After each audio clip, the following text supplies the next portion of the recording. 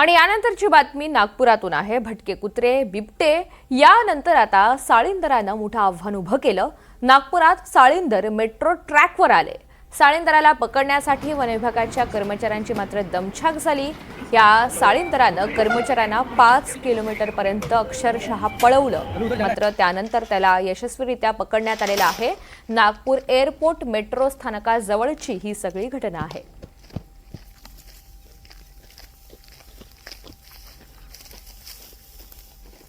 Metro स्थानक परिसरामध्ये एक साळींदर आढळून आलेला आहे अशी तक्रार समोर आल्यानंतर वन विभागाचे कर्मचारी तिथे दाखल झाले आणि त्यांच्या मार्फत हे सगळं रेस्क्यू ऑपरेशन हे करण्यात आलेलं आहे। मात्र या साळींदराला पकडण्यासाठी वन विभागाच्या कर्मचाऱ्यांची प्रचंड दमछाक झाली।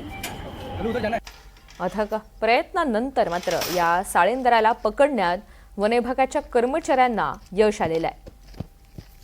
गेल्या काही दिवसांपासून खरं तर नागपूरच्या विविध भागामध्ये बिबट्या आढळून येत होते, हल्ले सुद्धा झालेले होते आणि त्या पाठोपाठ आता साळींदरांना सुद्धा एक मोठं आव्हान उभं केलंय।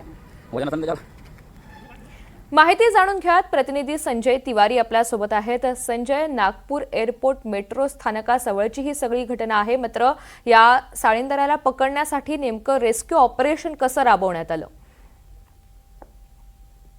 ऋतुजा, ही आज सकाळची घटना आहे। आज पहाटे रेल्वे लाईन मेट्रोची सुरुवात करण्याची होती आणि त्याच वेळेला हे साळींदर असल्याचं ट्रॅक वरती आढळून आलं आणि तत्काळ त्यानंतर हे फॉरेस्ट डिपार्टमेंटचं वन विभागाचं जे रेस्क्यू सेंटर आहे इथे संपर्क करण्यात आला। त्यांची टीम आली आणि त्यांनी सलग 5 किलोमीटरचा हा जो ट्रॅकचा परिसर आहे तो ट्रॅकचा परिसर तो सगळा शोधण्यात आला आणि त्याचा पाठलाग करण्यात आला। ते साळींदर जे आहे ते जागेवरती नव्हतं, एका जागेवर नव्हतं, ते सतत हालत होतं आणि त्याचा पाठलाग करण्यात होता। महात प्रयत्नानं त्याला पकडण्यात, जाळीमध्ये टाकण्यात यश मिळालं आणि त्याला आता सुरक्षितरित्या रेस्क्यू करण्यात आलेलं आहे। पण आता नवीन आव्हान नक्कीच मेट्रोच्या समोर उभं झालेलं आहे। कितीतरी मीटर उंचीवरच्या या मेट्रो ट्रॅकवरती अशा पद्धतीनं साळींदर सापडलं जाण्याची ही पहिली घटना आहे।